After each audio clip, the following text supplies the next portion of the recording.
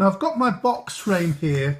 I've just done it in the plain white or cream coloured paper card, and I'm going to paint this one. Now you can paint it as you finished it, but I've put a little bit of masking tape over where the joins are and also along the edges there. Just makes it completely sealed.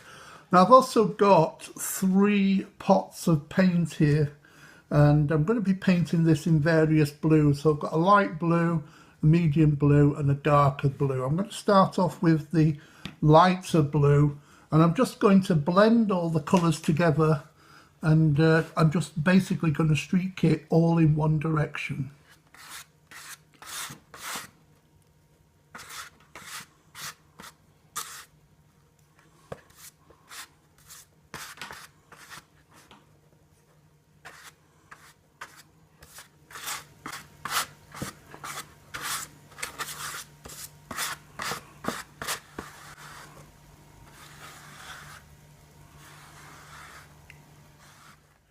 Now I've also got the scrap pieces of paper here that I have left over from the template, and I'm going to paint these as well. I'm going to be creating the waves with this. So just paint the whole sheet in the 3 different colours, just blending as you go along. Now I've painted the fronts of these 2 scraps of paper, and I've also painted on the back as well. So I've got it 2-sided, as you can see, and that's ready to use. Now we're going to make some of these swirls that I'm going to kind of represent the water flowing through the picture. Now, as you saw, that I painted this piece of card paper both sides, but you could use the same technique using any kind of paper. And I'm going to use different sizes here to create different swirl effects. Now the way I do it is just to cut into strips, and I've got these about 2 centimeters wide. So if you've got your cutting mat, I want it totally flat. You could have them different sizes if you wanted to, but for this project I'm going to have them nice and flat. So just cut out your strips, and if you want to use the smaller ones, you can do that as well. Just make sure they're the same width and just cut them like that. So just cut out as many as you want. Now to get that whirly effect, I kind of just take a pencil or anything that's rounded, and just take one end and just roll around to the middle, or it depends, you can mix and match if you want, and then just take that out and then turn that over and then just roll it from the opposite side, and then that creates that S-shaped swirl. So that's the small one. You can get different sizes, different effects, and there again I've got a larger one here. Again, just roll it to the middle, pull that out, turn it over and roll it the opposite direction like so. And then you've got 2 swirls there, different sizes, different kind of effects, and they can go inside each other and that, and then you can start building up your picture.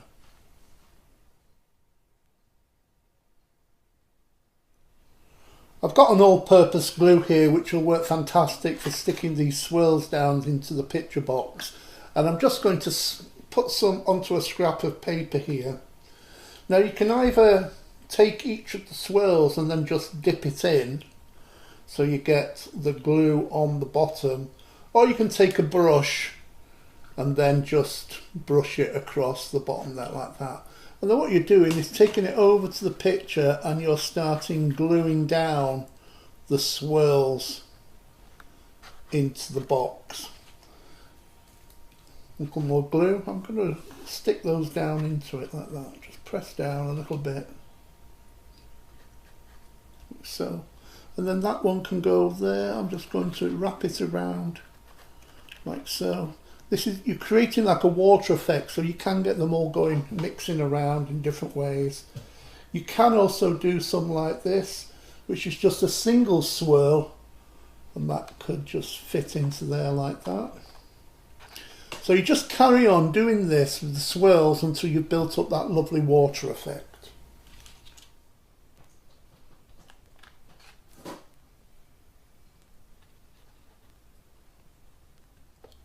So there's all my swirls put into position. Now the glue is drying. Now to press them down, I want them all the same level. You could have more layers if you want, but I'm going to put just a piece of paper over the top and then put something heavy on the top just to weigh them down while they continue drying. And now you can see the frame is finished. I've put all those curls of paper in there. They're all stuck down nicely, and I can decorate that any way that I want. Now we're going to make a 3D fish. Now I've printed out all the sections here of the fish ready to cut out. You can see these. As they get smaller and smaller, you've got less and less of the parts of the fish until you get down to these, just the head and the fins. Now these are all cut out here ready, as you can see. Now starting with the first one, the main one, what we're going to do is going to decoupage them up, 3D them, but I want to create a little bit of a rounded effect. So I've got a piece of just ordinary foam here, just a little thin piece of foam. And now either taking a doweling strip or a pencil, you can just roll it then from the middle and just roll it out like that. And as you can see, as I'm rolling it, the paper is curling upwards at the edges. So that just gives each piece a little kind of rounded effect. And I say you can use the doweling like that, or you could just use an ordinary pencil. If you start in the middle and just work one way first and then the opposite way, but if you've got the foam underneath, that will do it easier. And then you can see there you've got the fish, but when you stick them together, it's got more of that rounded look. So there's my base fish, that's the first one. Now I've got the next layer, and as you can see, I've put some double-sided foam pads over that. Once you've done this technique, there's lots of different projects you can do. Don't stick it down too much to start with in case you've got it slightly in the wrong position. But that should just overlap perfectly and stick down on the fish underneath. And as you can see, I just jiggle about. See how that's really getting like a rounded effect to it. And now all you've got to do is start doing exactly the same, just building up the different 3D layers. And there you can see I've put all the pieces, I've 3D'd it all together. And if at the end, when you just give it a little kind of roll over like that, just tease it gently, you get that more rounded effect of the fish, and you can see the layers, but it does look like half a fish.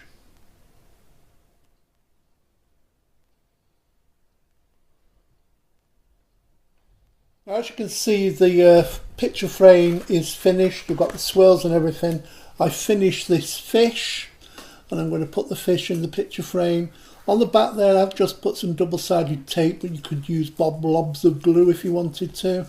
Just position this where you want it and just press it down gently. Check it's in the right position that you want it to be, and then if you want, you can give that a coat of a lovely gloss varnish, and that'll give it a lovely wet fish look. I've got a really good durable coating here which I'm going to brush over the fish. I'm probably going to give it 2 or 3 layers so I get that lovely glossy fish effect. And all you've got to do is take a clean brush and just gently brush the coating over the top. Let that dry, and if you want, give it more coats.